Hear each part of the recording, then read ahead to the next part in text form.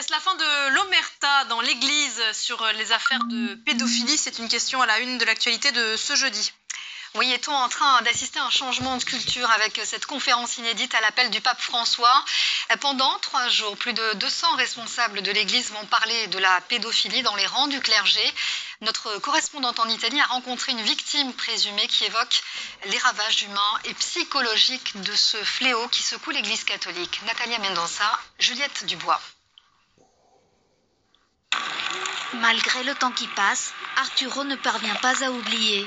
Il avait 12 ans quand il a rencontré le père Silverio Mura, son enseignant en religion à l'école, près de Naples, dans le sud de l'Italie.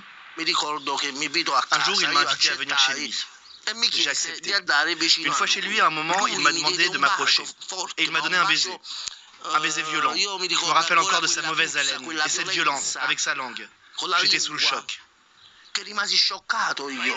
Cet épisode marque le début d'une longue série d'abus sexuels qui se seraient répétés pendant plus de 4 ans. J'étais totalement soumis à lui. Tout ce qu'il me disait de faire, je le faisais. J'étais fragile, j'avais peur de lui. Il me commandait.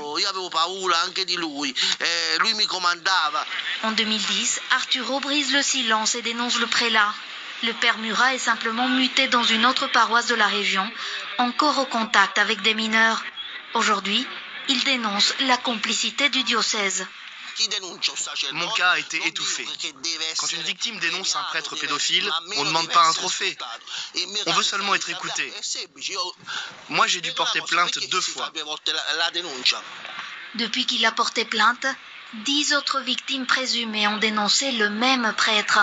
Ce matin, Arturo est invité à sa demande au Vatican. Son objectif, avoir des nouvelles sur l'avancement du procès canonique mené par la Congrégation pour la doctrine de la foi. Après l'entretien avec un assistant du pape, il fait part à son avocat de la rencontre. Ça s'est bien passé.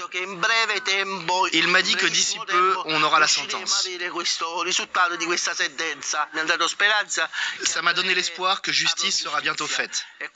Et ça, c'est important, car la justice nous aide, nous les victimes, à guérir. En attendant le verdict, un portrait du pape et un rosaire béni lui ont été offerts. Une maigre consolation pour Arturo, qui devra suivre une cure psychiatrique pour le reste de sa vie. Une réunion constructive, c'est ainsi que Theresa May a résumé sa réunion